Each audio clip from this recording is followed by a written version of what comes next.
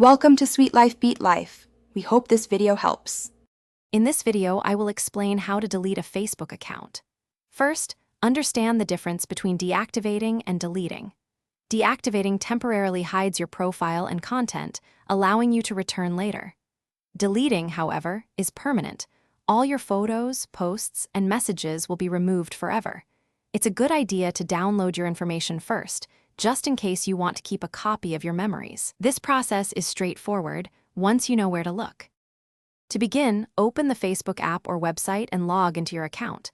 Look for the menu icon, usually 3 horizontal lines, and tap or click it.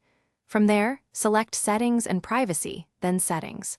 On the next screen, you'll see a list of options. You need to find your Facebook information in the left-hand navigation pane. This section holds the key to managing your data and account status. Once you're in your Facebook information, you'll see several choices. Click on Deactivation and Deletion.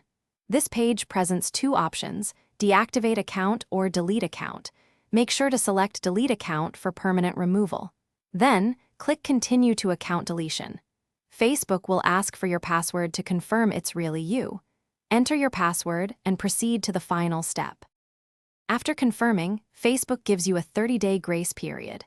If you log back into your account within these 30 days, the deletion request will be canceled and your account will be restored.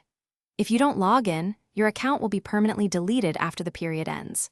Remember to check the description for a link to the Shark AI Ultra Robot Vacuum and other great deals.